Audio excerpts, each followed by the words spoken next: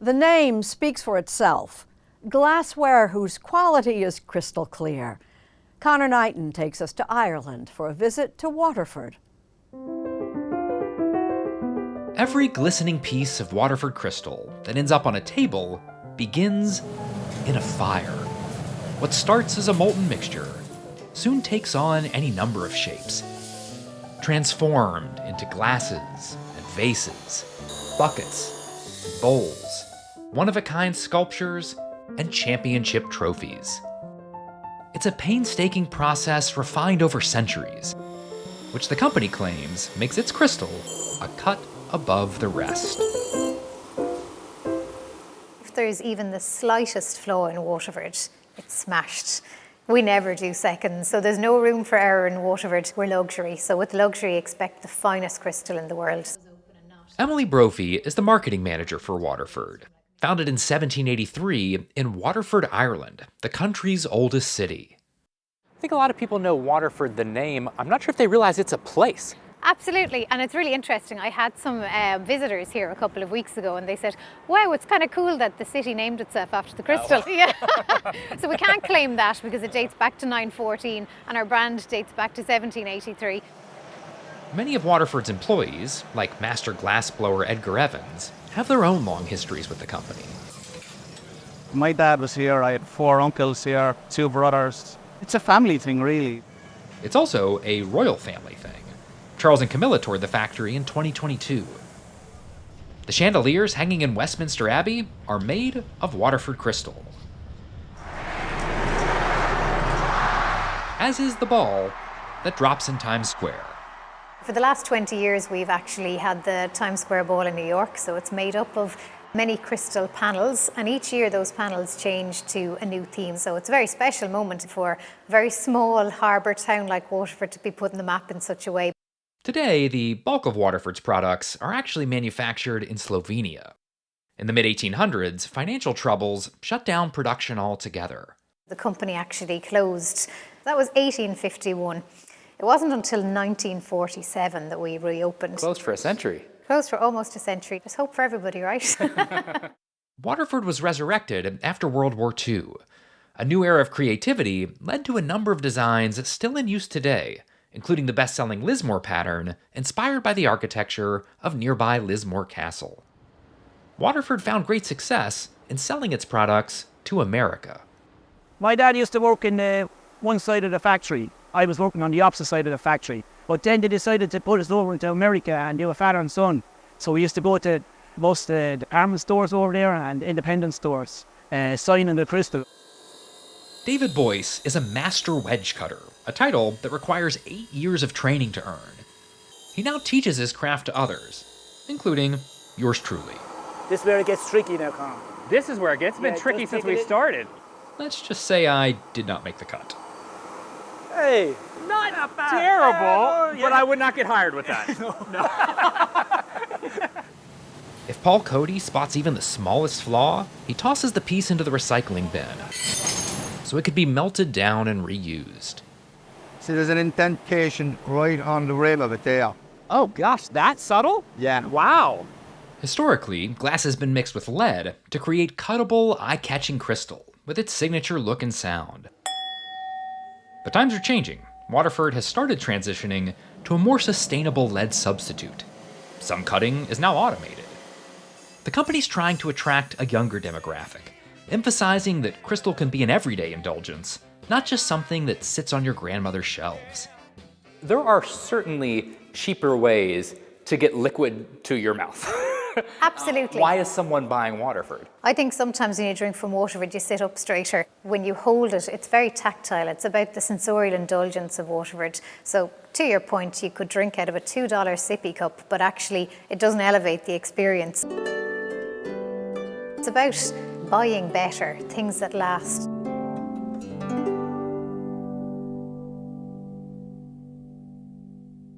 Every new year offers the promise of a new you, the person you'd become if only you could just stick to those all too easy to make New Year's resolutions.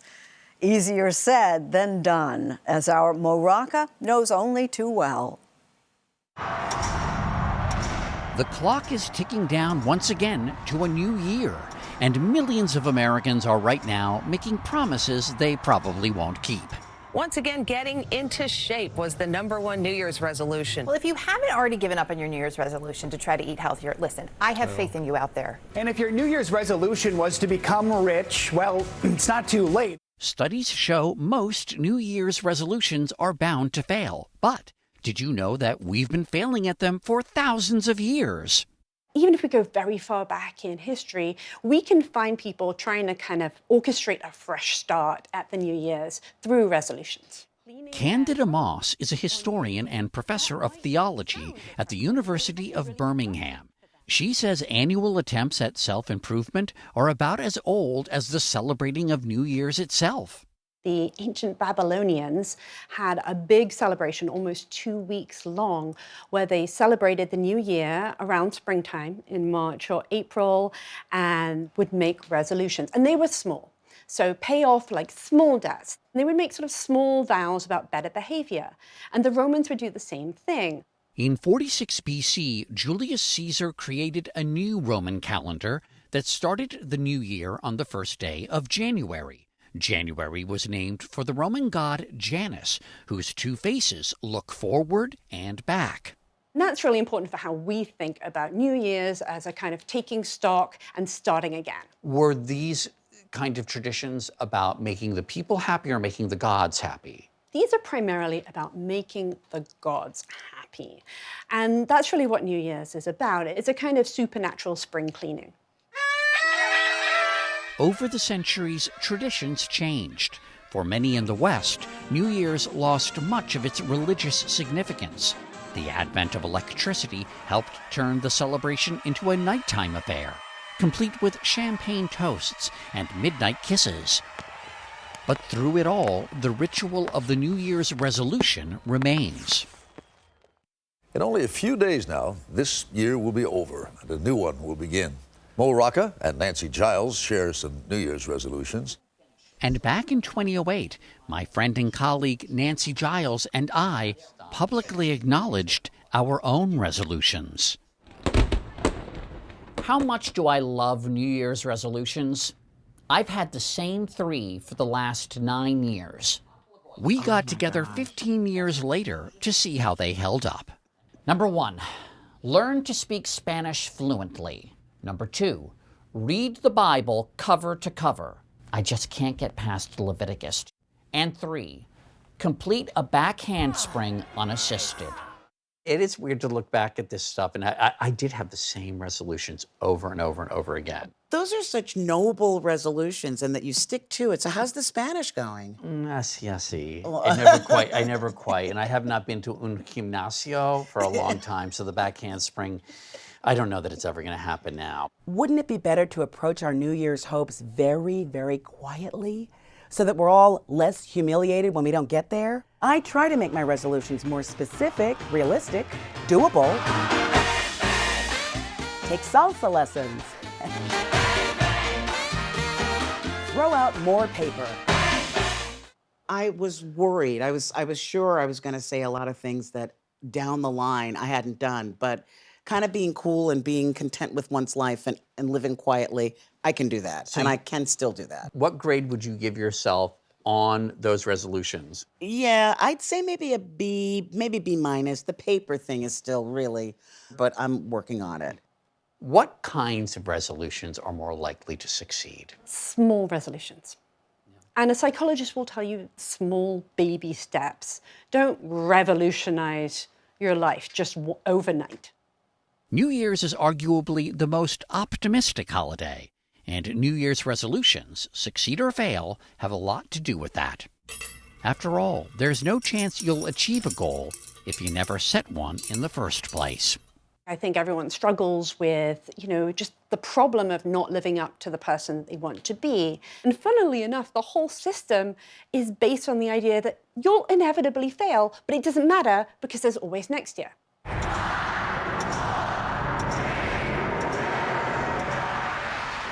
Cheers. Happy New Year.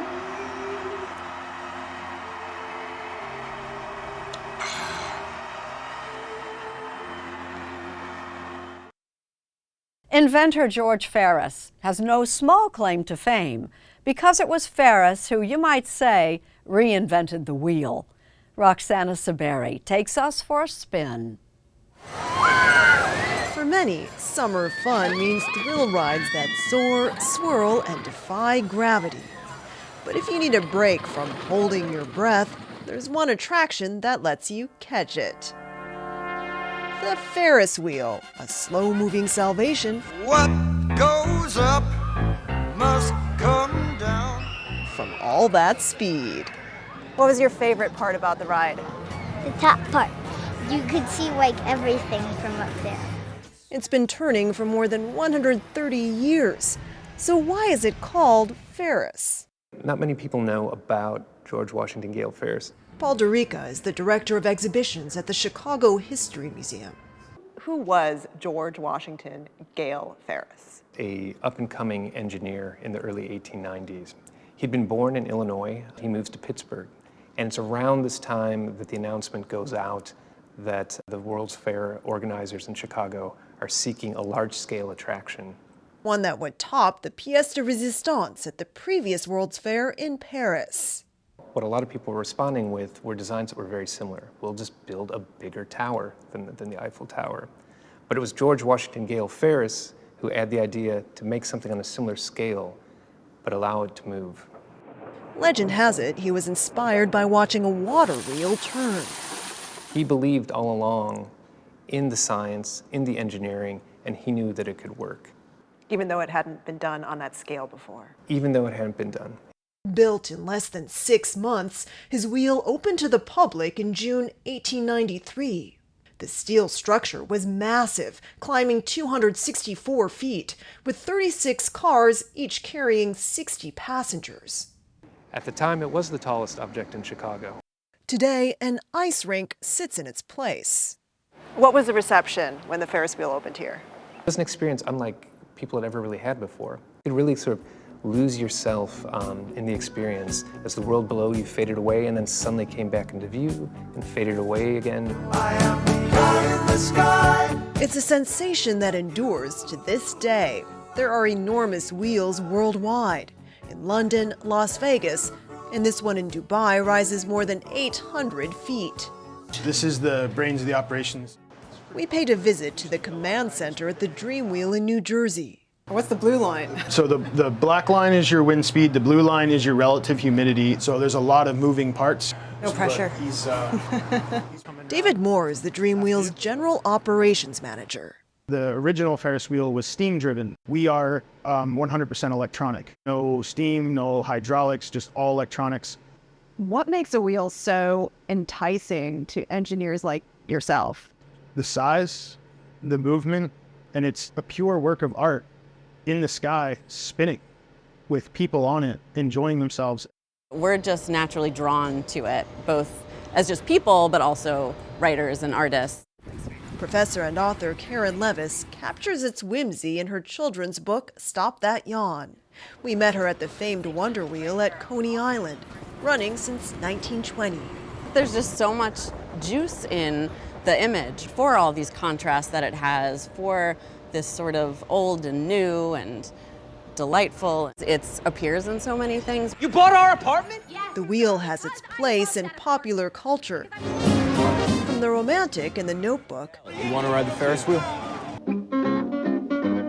to the menacing with Orson Welles in The Third Man. Don't think they'd look for a bullet wound after you hit that ground. As for the original, Paul DeRica says it came to a halt soon after the Chicago World's Fair. Nobody wants it, so they decide basically to dynamite it, and that's the sad end of the original Ferris wheel. They demolished it. They demolished it. And out of over 100,000 parts, All right, let's see what's inside. this bolt That's much larger than I thought it would be. is one of the few pieces that remain. What Ferris built also broke him. He went bankrupt, got typhoid fever, and died at age 37 in 1896. But all these years later, his invention keeps spinning, bringing a smile to Ron, Tom, and Cougar Peck. How are you related to George Washington Gale Ferris? He is our great, great, great, great uncle. Ferris family members couldn't resist taking a ride on the Centennial Wheel in Chicago. When you see all the kids getting off of this wheel and other wheels, how does that make you feel? Yeah, very proud. The tradition's carrying on. What do you think George Ferris would think of all the wheels around the world today? George Ferris would not be surprised at all about the popularity of his invention. He had complete faith in himself. He knew it would work. He would probably say, as he kind of surveyed the world and looked at things like the Wonder Wheel in Coney Island or the London Eye, is like, see, I told you so. This is a great attraction. It really does give you pause, time to pause. Yeah, absolutely. Let's just hang out up here for a while. Let the spinning wheel fly. Faith Saley has a Valentine's Day treat that couldn't be any sweeter. This time of year, freezing temperatures are nothing unusual in northern Michigan. But there's one kitchen that knows a recipe for keeping warm. Original Murdoch's Fudge has been in operation since 1887, when it first opened its doors on Michigan's Mackinac Island. Fudge is kind of king in Michigan. Bob Benzer is now the owner. I put a little piece of fudge sometimes in my coffee in the morning, a little piece of double chocolate fudge. You get the sugar, the cream. Genius. So yeah, cafe mocha type flavor. Fudge is Mackinac Island, synonymous with Mackinac Island. Mackinac Island, between Michigan's upper and lower peninsulas, is the self-proclaimed fudge capital of America. The car-free oasis has more than a dozen fudge shops. During the summer, fudge-loving tourists, affectionately called fudgies, flood the island. To meet the demand, each shop can make up to 500 pounds a day. But even when temperatures and tourism cool, fudge remains a hot item. Fudge seems like a natural fit for Valentine's Day. We all love chocolates at Valentine's Day, right? Yeah. So why wouldn't you like fudge? That appetite for fudge dates back more than a century. Pour into greased pans and mark off into squares. So definitely sounds like fudge. Joyce White is a food historian. We met her at the Maryland Center for History and Culture in Baltimore. Fudge is actually based on a recipe for chocolate caramels, which was very, very similar. What probably happened is that there was someone in Baltimore messed it up, fadged it. Fadge is a word that means you messed up. I fadged it, or I fudged it. Yeah. Nowadays, we'd use a different F word to say that, right? Yes, yes. By 1888, that Baltimore recipe was passed along to a student at Vassar College, then all women, in Poughkeepsie, New York. Women would make fudge in their dorm rooms, doing something against the rules in the late evenings, and trying to get away with something not condoned in the rule book. At the same time, men at men's colleges were out carousing. It was a woman's way of being rebellious. You know, cooking in the dorm at night. Open flame, after hours. Absolutely breaking the nutritious. rules. Right, breaking every rule in a way that was still considered ladylike. Ladylike, right. Yeah. Soon, so-called Vassar fudge ended up at other women's colleges, even making headlines around the country. Fast forward a century, and the recipe for fudge hasn't changed much. Sugar, milk, butter, and chocolate mixed, poured onto a marble slab, then worked until the mixture solidifies. Here at Original Murdoch's St. Ignace location, veteran fudge maker Carnell Samuels turns the 45-minute process into a 30-pound loaf of fudge. Down and out, just grab it, so. Scoop. All right, right here? There you go. So push. Look at that. You're a good teacher. Making fudge is certainly harder than it looks, but if its history has taught us anything, it's that mistakes can be sweet. Any way you slice it.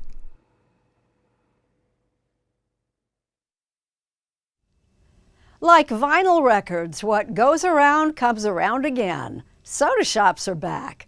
Jonathan Vigliotti samples the latest trend in soft drinks. Can I do a small Italian job? Of course. And can I add on a pump of tiger's blood, Okay. some strawberry puree, and whipped cream? In St. George, Utah, 4 hours south of Salt Lake City, I'm about to get a sugar high. Woo. It's perfectly legal to drive while drinking the handcrafted bubbly passed through these windows. That's great. I'm excited for it. And so are thousands of other people Just do it with Diet Mountain Dew. who every day flood similar shops in town with names like Pop, Fizz, and Thirst for their daily cup of dirty soda. What is dirty soda? Dirty soda is basically any type of soda you can think of, or sparkling water or water, and it's infused with the best syrups and flavor shots. So from syrup to like a puree to cream to frozen fruits. Nicole Tanner knows dirty soda because she coined the phrase when she opened her first shop, Swig, here in 2010. How many cars are coming through this location alone? This location probably does about 750 cars a day. Coconut and Dr. Pepper, that's our dirty. Yep.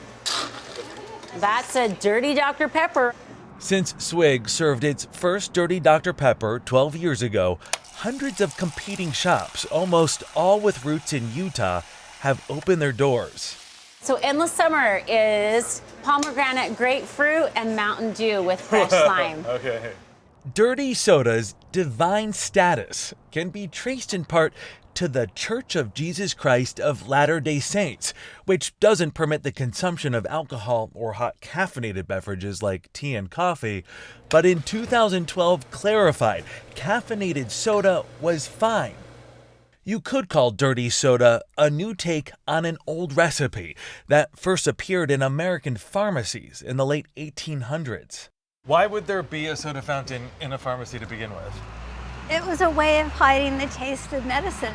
It all started with that spoonful of sugar, says Judy Levin, author of a book on the history of fizzy drinks. But soon, soda became a treat as elaborate soda fountains sprung up in nearly every town. For not very much money, you leave the ordinary world and you go into some place that is mirrored and sparkling. Pete Freeman serves up soda floats, secret chocolate syrup, and egg creams at his Brooklyn soda fountain pharmacy. And now what we have is something called a pink poodle. He credits Prohibition and out-of-work bartenders with turning soda into a special occasion. It's not just about sugar, and it's not just about refreshment. It's so much more than that. It's about satisfying your need for connection. It's about satisfying your need for fun. Eventually, people figured out how to bottle fizzy drinks, turning the soda fountain into a relic. But from Brooklyn to St. George, people are lining up for a little nostalgia with a twist. We want to be the best part of their day and the fun part of their day.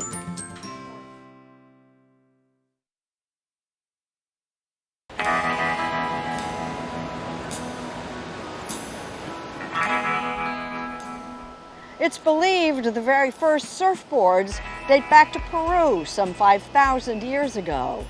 As Tracy Smith tells us, surfboard design has come a long way.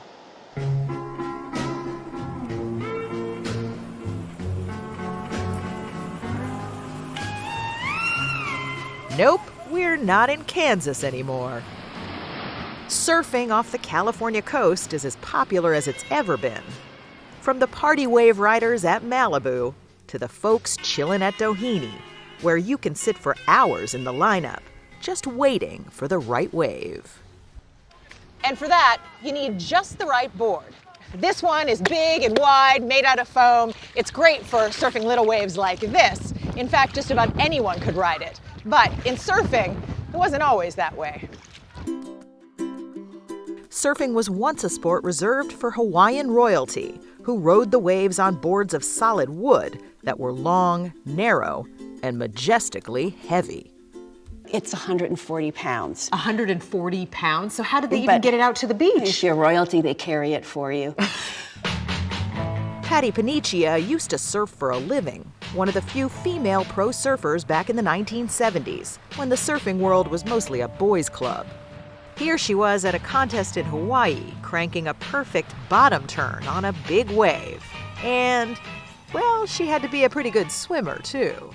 This board would be about the 1940s. It's the first Today, time she's a trustee of the Surfing Heritage and Culture Center. It's got some mahogany in San Clemente. It's got a little more shape than the older ones, right? Yes, it does. And this looks like it's heavy, too. Oh, it's not as heavy. I think this is about 55 pounds. Still. Yeah. By the late 50s, boards got shorter and lighter. Let's go! And surfing had taken its place in the popular culture. Surfboard maker Hobie Alter, who started making boards with lightweight balsa wood, switched to polyurethane foam and helped take the sport to the next level. Hobie's Dana Point, California store is still thriving, and his namesake Hobie surfboards are still made the old school way. Shaper Gary Larson starts with a blank piece of foam and custom carves it for a surfer's specific needs. He'll angle the sides, or rails, to help a board stay put on a steep wave face, sharpen the nose for high-performance turns, or carve a wider tail for stability. These are stringers, so these are wood. Some boards have thin strips of wood, called stringers, running down the middle for added stiffness and style. This model runs around $1,800, but each surfboard is different. I've had boards that I've tried to duplicate for myself, and each board has its own characteristics. It's like snowflakes, no two are alike when they're agree. hand-shaped. Yeah, it's a good analogy. Don't get me wrong, you can buy a machine-made board too, like the one I'm paddling here. They're often cheaper and easier to ride. But they'll never have that certain something that a shaper puts into a board when they're making one just for you. I'm going to ask you a hippy-dippy question now. Do these boards speak to you? That's a common question. Yeah, I guess I do feel like there's a little more soul in a hand-shaped board. Of course, no matter how good a surfboard's design, it's only as good as the surfer and the waves that day. And every one of those is different too.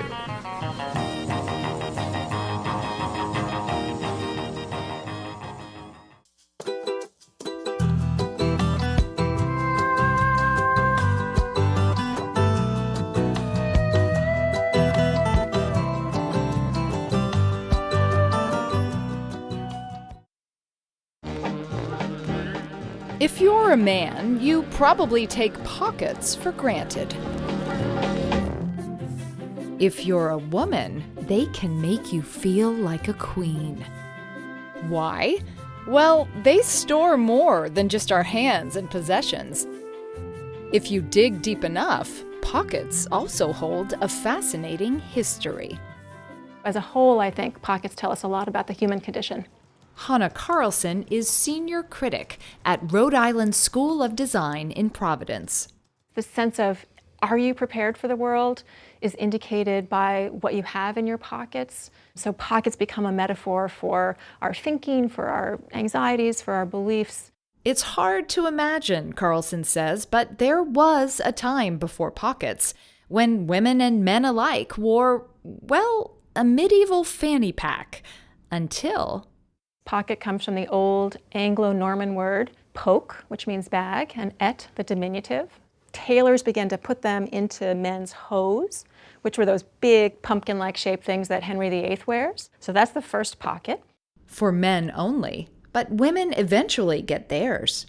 By the 17th century, they get what are called tie-on pockets. They're pockets that are flat to the hip and which you would wear under your skirt, and you would reach your pockets through a slit so that you could access them.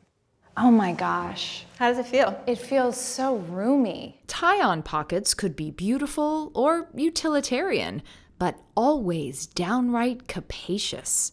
Definitely spectacles. Thank you. Maybe a comb. Do you have hand sanitizer? Thanks. No. Wrong Sorry. century. And your apple. Ah, thank you. Pockets could also contain secrets. There are stories of pockets being banned during the French Revolution, a time that ushered in a fashion revolution. Women began to don column-like neoclassical dresses, unwelcoming to pockets. Fashion designers thus began to sow the beginnings of more than 200 years of sartorial inequality. Pocket poverty also denied women some potent body language. That gesture, that cool gesture, you can trace since men first get suits and can put hands in their trouser pockets. According to Carlson, images like these were seen as scandalous in their time. Poet Walt Whitman posing defiantly. The subject of this famous Thomas Eakins portrait, called The Thinker, was deemed vulgar for thrusting both hands into his pockets. Your hands are right near your genitals. It was considered absolutely bad manners, and women didn't have that gesture. Hands in pockets may have been seen as rude, but they also signaled self-possession, and early 20th century women wanted to get their hands on that. Suffragettes and flappers made pockets political. When women get pants, that's when they really begin to explore that gesture. Coco Chanel started creating her version of menswear with functional pockets. A silk trouser suit with horizontal bands of contrasting color is the height of chic for evening wear. And movie stars reveled in their trousers. That Yves Saint Laurent image where that woman is smoking in the alleyway and she's got the cigarette and the hand in the pocket. It's like, okay, I can do it too. But for all that swagger, women's fashion has more often left women out of pocket, which sends the same message it has for centuries, that women don't need to move as freely as men, and they don't have the same power of purchase. Recent studies depict the pocket disparity. We've had this debate for over a century and a half. We've been really upset that women don't have pockets, and it still hasn't been addressed. Until now. Look. Oh my God. There's no pocket. Meet Julie Siegel, founder of the Pocket Project. I decided I am on a quest to deepen women's pockets. Siegel decided to conduct an experiment of her own. So this is a pair of women's pants. It's not even 4 inches deep. Right. The men's pants right next to it, it's 8 inches deep. On average, men's pockets were 3 inches deeper than women's pockets. The inequality begins early. Check out what passes today as pants for girls and for boys. And when girls grow up, Siegel points out, this can create bias in the workplace. Women are faced with this challenge when their work clothes don't have pockets. They can either show up with a mess of things in their hands, or they can bring a bag with them, which is this visible signal that you're a woman in the room. Which is why every dress Siegel designs has at least 8.5-inch pockets with reinforced seams for work and life. You know, you never know when you might want to carry a bottle of wine around with you. And oh my gosh! Pretty nicely. The Pockets Project predicts progress. Women are valuable, women have valuables, and we deserve deep pockets. We've earned them. And so, for 500 years, humble pockets have carried our secrets and desires. They've empowered us. The history of the pocket, it turns out, is more than deep. It's profound.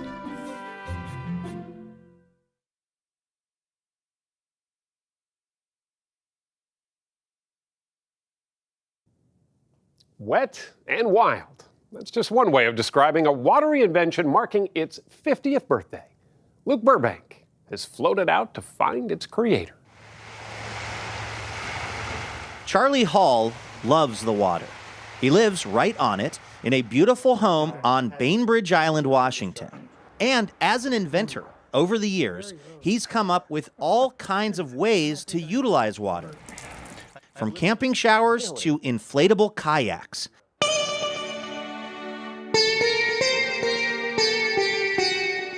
But it was his very first water-related invention that changed America forever. Is this the first time you've done an interview like this? Yes. How weird would it be if it wasn't? What am I supposed to be feeling right now as I am lying on this waterbed? Oh, well, feel the small of your back, first of all. This mattress cradles you, plus you probably feel some very comfortable amount of warmth, and that helps your muscles expand and relax. That's right, Charlie Hall invented the waterbed 50 years ago this year. How old were you when you were working on this? 22 or 3, I guess. Do you ever invite anyone back to the studio to test this thing out? Yes, actually. We got married later, so. In San Francisco, way back in 1968, Hall was studying industrial design, and his groovy idea for his senior thesis was something he called the pleasure pit. You could have friends over and lounging in like a sofa and read the paper, and that was a lot of water. It was 8 feet square. Hall refined the idea, eventually patenting the waterbed, which he started selling up and down the West Coast. Did you know that it was an inherently sexy product? Yes, I think so. Because just watching people's reactions, they kind of got the sexy part of it. Actually, undeniable, because we delivered one to a nudist colony, and they calls us up a couple weeks later and said, we got to have another one. People love it. To hear Hall tell it, it was the first substantial reimagining of a mattress in at least 100 years. Beds long ago were like indentations in the floor of the cave. You put straw in there, you put leaves in there, and if you're a good hunter, you put in a skin or a pelt. And then in the Middle Ages, they moved up into something off the floor, wood rack frame around, and ropes underneath, tying it together. But that's the way the bedding business was until like 1800s, coil springs came around, and that was a big innovation. Coil springs were big until waterbeds came along.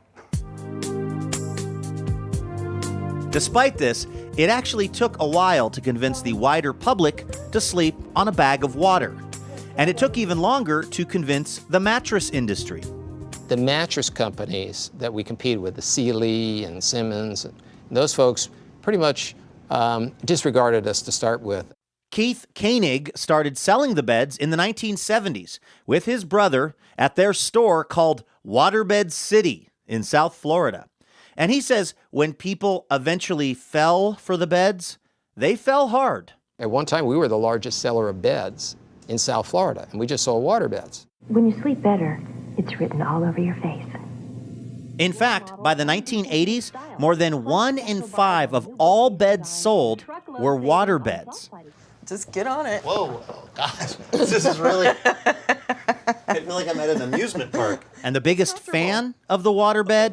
Well, that might be Katherine Johnson of Mesa, Arizona. What's the longest you've been away from your waterbed in the last 30 years? 2 weeks. And that's when I go back east to Pittsburgh. And I lay in bed with my granddaughters and we talk about the waterbed. And how we wish we were on the waterbed. Would you say that it's one of the more notable things about your mom is just how much she loves that waterbed? It is. It is. Everybody knows it about her. Everybody in the family also loves the waterbed. She slept on the waterbed with 3 other teenage girls. All of them. We were all, and 2 cats. And 2 cats. Despite the Johnson family's enthusiasm, waterbed sales have tanked since their high point in the 80s. If you've ever dreamed of owning a waterbed, now's the time. Our prices are low enough as it is. And that's something Charlie Hall and his business partner, Keith Koenig, are hoping to change with their noticeably less jiggly version of the waterbed called a float. Oh, and it actually looks like a normal bed, too.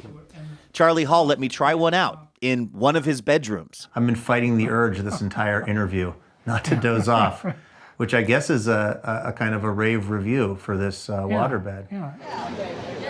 Hall's new and improved mattress had its grand debut this year at Koenig's store, which is now called City Furniture in Florida. I used to have one years ago.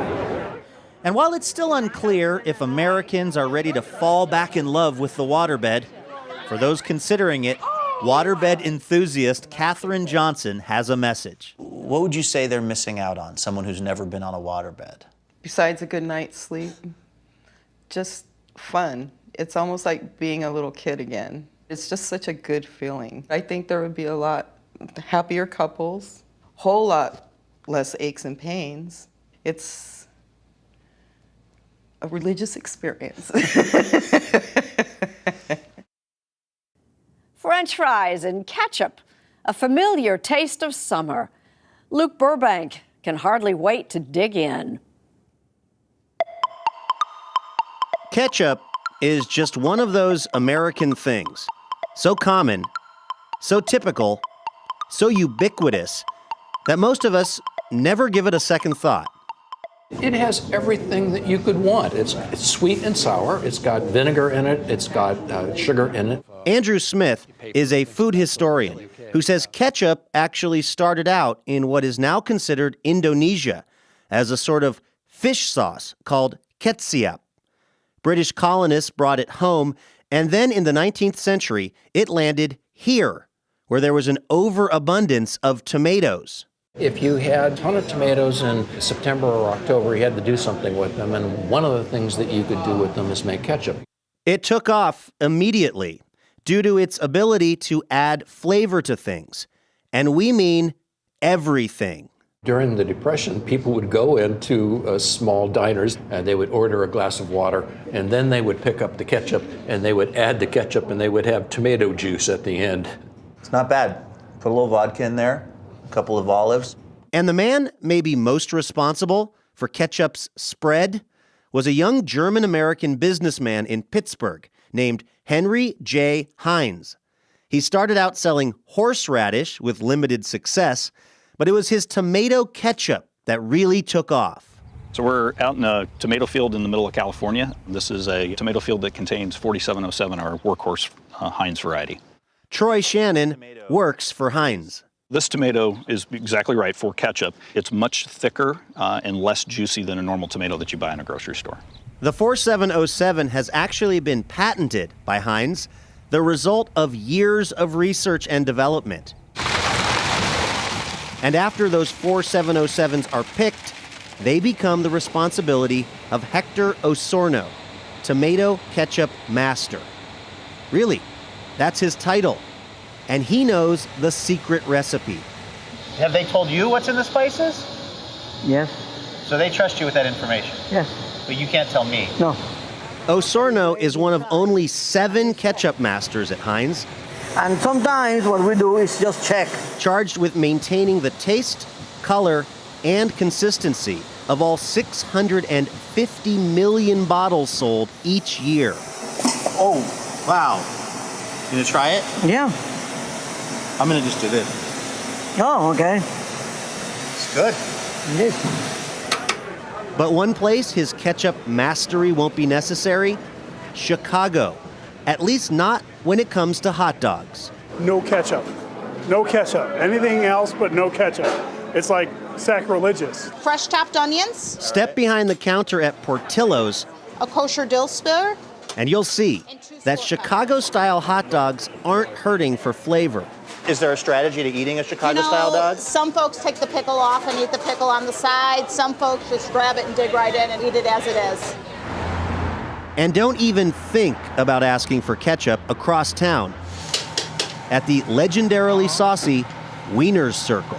Can I have ketchup on there? Heck no, we don't think that's against the rules of the Wiener Circle. We don't do ketchup on hot dogs, okay? Not in Chicago either.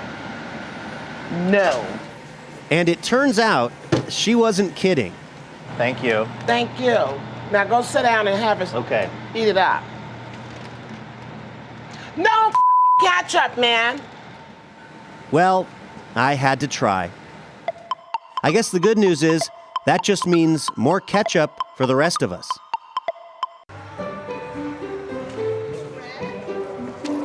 They're just pieces of paper, but with a few folds and a toss. These kids created the magic of flight. Pilots ready, set, throw.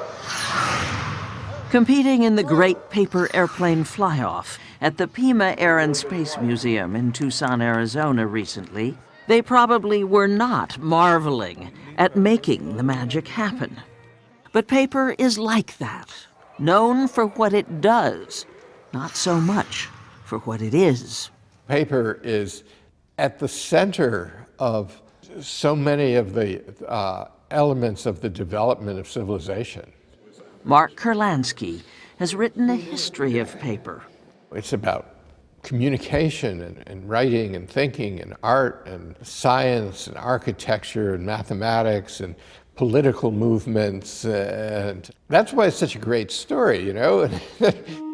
A story that begins in China, where supposedly nearly 2,000 years ago, a eunuch in the royal court named Kai Lun invented paper.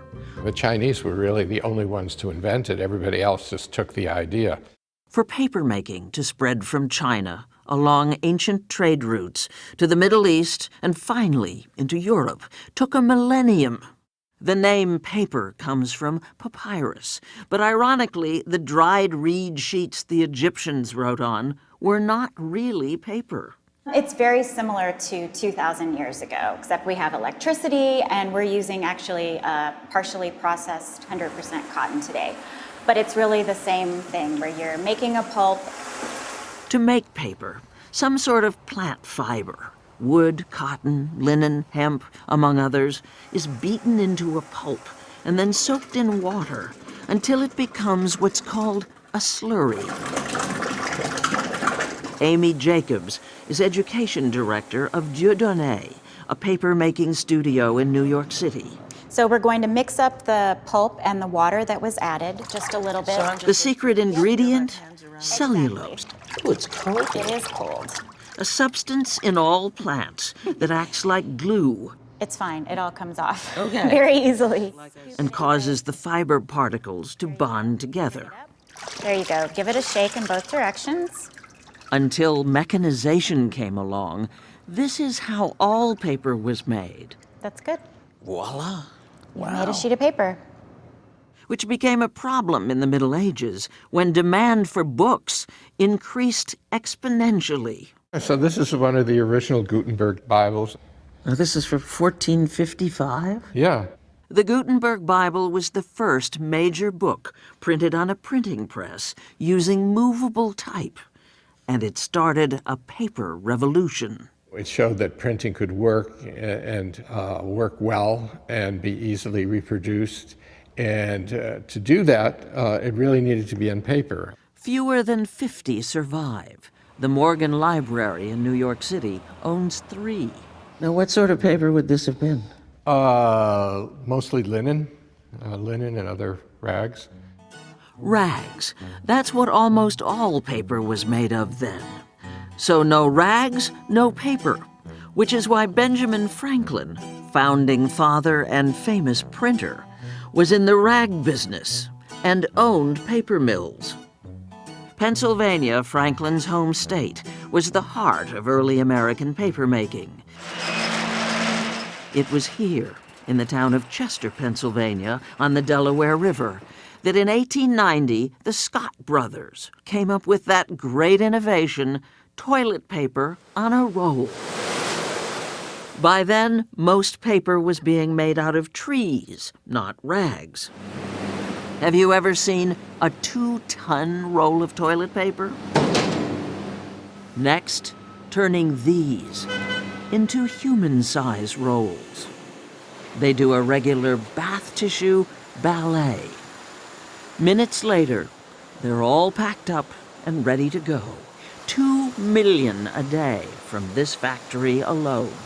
700 million rolls roughly a year. Jeff Hutter is operations manager at the Chester Mill, now owned by Kimberly-Clark. We can basically wrap the entire earth 1,000 times with all the paper that we make with Scott 1000. In a year. In a year. Americans used more than 77 million tons of paper in 2015, although we did recycle more than 2/3 of that.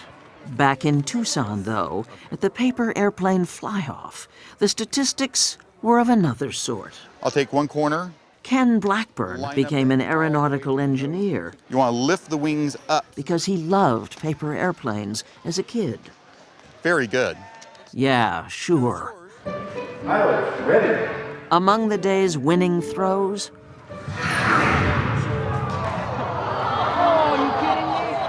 Michael Thompson's was the longest. 104 feet. Not bad for a piece of paper.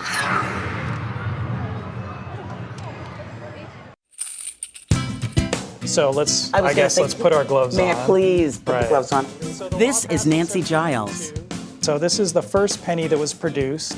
It's known as the flowing hair penny. Go ahead and pick it up. The first pennies were twice as large as today's penny, and those 1793 pennies were minted in controversy. People thought her hair was too wild. They thought it was unkept. It didn't speak to a more refined notion of liberty and womanhood. So as you'll see, it gets tamed. Matthew Whitman is an assistant curator at the American Numismatic Society, the coin people. He says that the wild Liberty woman kept getting sent back to the stylist. This is the matronly version of Liberty. She has a headband that says Liberty, and it's really, they now finally have the hair under control. By 1857, the penny shrunk to its current size, featuring first the flying eagle and then the Indian head. So when did we get Lincoln on our pennies? Well, you have to fast forward to 1909. Okay. The 100th anniversary of his birth is coming up. Teddy Roosevelt is president. And so Teddy Roosevelt's idea was to honor one of his heroes, to get him on the penny. And Lincoln's been there ever since. Now, if we could only give Abe a penny for his thoughts. I can imagine him thinking, I don't want my face on this worthless coin, right? It's an argument that has grown louder in recent years, fueled in part by people like Jeff Gore who say, retire the penny already. Billions of pennies are made every year by the mint, so that they have a one-way trip from the mint to these stores, into our pockets, and then into some jar at home. What can you buy with a penny these days? Nothing. And how much time do we waste fishing around in our pockets and our purses and our wallets for pennies? Oh, that one. The penny, it's just to be so easy for us to do away with it that, and other countries have done this. And Canada. That's right. Most recently, Canada retired their penny, and there were no earthquakes. Their economy is doing fine. That's right. 3 years ago, Canada said au revoir to the penny, joining close to a dozen other countries that have thrown their smallest coins into the smelter. Is it possible for there to be zero current in the solenoid? Yes or no?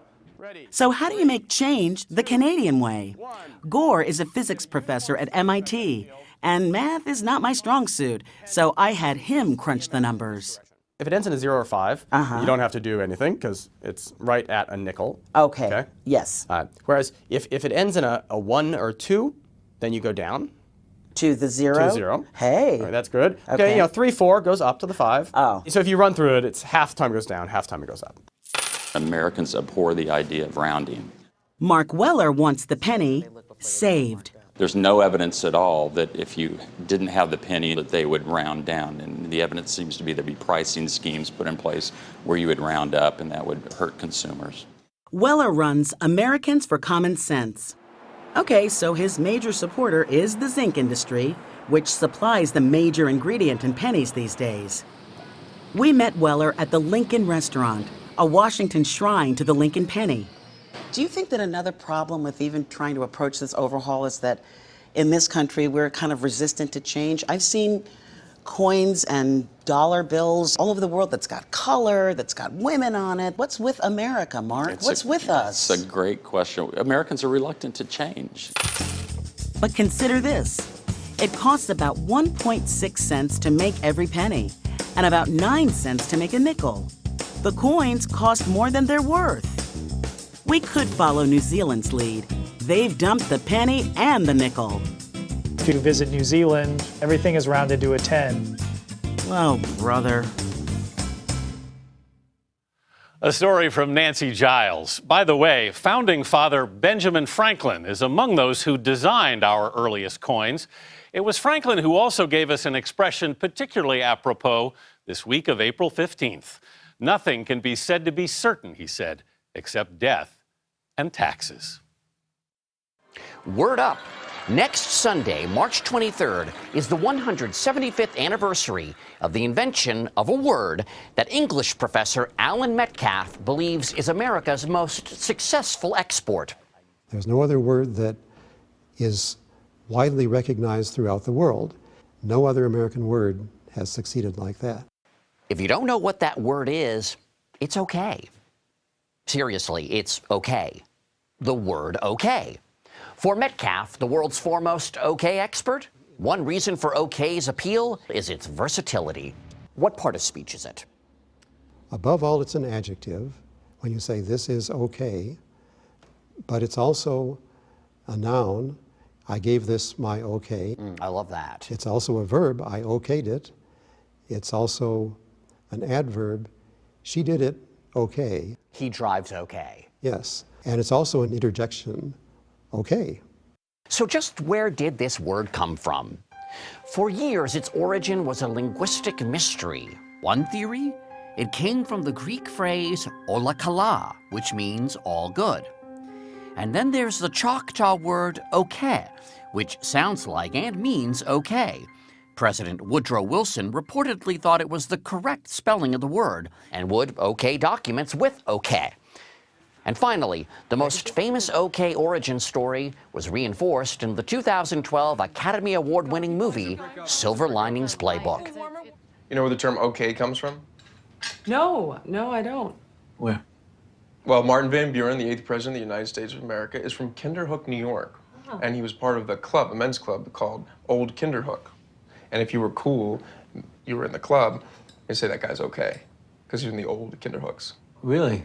No, not really. So, not okay. Okay, the real story of okay is hilarious. In 1839, an abbreviation craze was sweeping Boston. Charles Gordon Green, editor of the Boston Morning Post, came up with an abbreviation, OK, which he indicated meant all correct. If you didn't know how to spell all correct. Okay, it was funny in 1839. Now, while President Van Buren wasn't the origin of OK, the man known as Old Kinderhook did have a hand in popularizing it.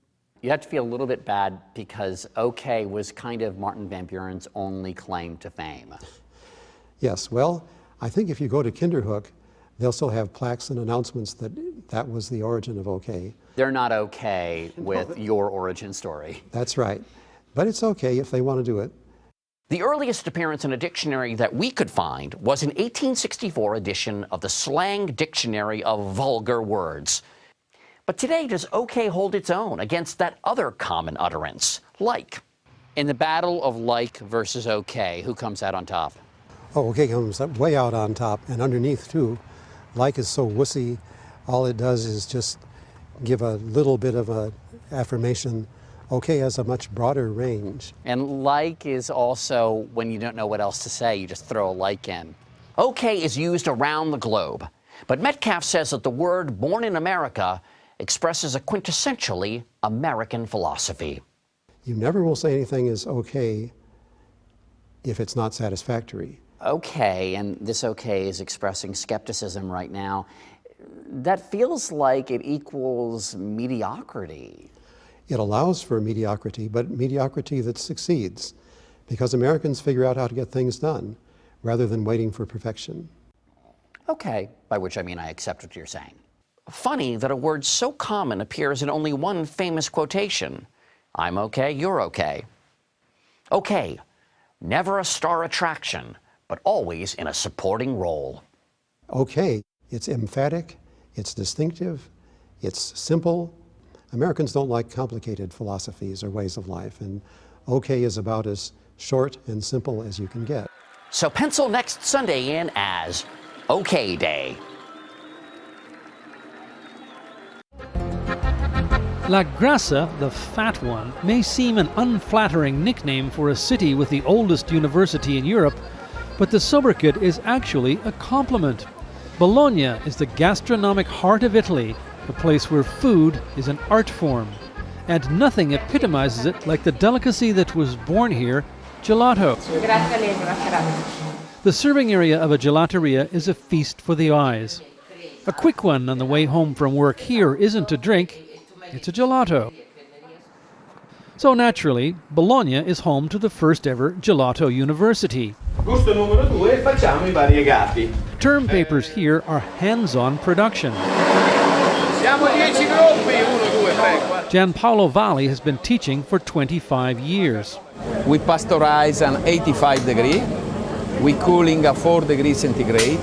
Students come from around the world, looking for a way to beat unemployment or just looking for change. The profit margins for a gelateria are huge. It costs less than $2 to make a pound of gelato, which can sell for up to $15. Technique can be learned in a month, but perfect gelato needs more than a recipe. Without passion, any technical part decrease. This assignment of the day was a basic flavor, not as easy as it sounds. Avete visto che ci sono 10 stracciatelle diverse? We have a mixture, Gianpaolo tells them, 10 different kinds of stracciatella. Pulirete le macchine perché vanno pulite. The coffee break is a tasting session and pointers from teacher Pietro Bianchetto on customer relations. It's important that the gelato tastes good, but it's also important how to communicate to people that our gelato is good, that our gelato is natural. Gelato is Italian for frozen, but contrary to popular belief, it's not ice cream. By comparison, gelato is practically a health food, with a mere 7% fat content, barely a third of that found in ice cream. Flavor comes from almost any natural ingredient you can imagine. The exception is a specialty version using alcohol. A splash of aperitif, a deluge of Prosecco. Add to the gelato, cover with whipped up fresh oranges, and sublime, but I wouldn't want to drive after one of these. Flavored frozen treats were recorded as far back as Mesopotamian times. Gelato as we know it was an indulgence for aristocrats in the 16th century. There are more than 600 recognized flavors. This gelateria copyrighted 6 of them, named after the owner's children. Gelato makers like to tout their product as the flagship of Made in Italy, but in fact, the real revolution in the history of gelato was made in America. In 1903, an Italian immigrant applied in Washington, D.C. to patent a device to produce the innovation that made gelato available to everyone: the ice cream cone. And then there are wickedly wonderful temptations like these. Gelato inspired prose by Tolstoy and Honoré de Balzac. In Madame Bovary, Gustave Flaubert described a woman eating gelato, her eyes half closed, a spoon between her teeth. And if you think that's too sensual an image for a frozen food, you've never had real gelato.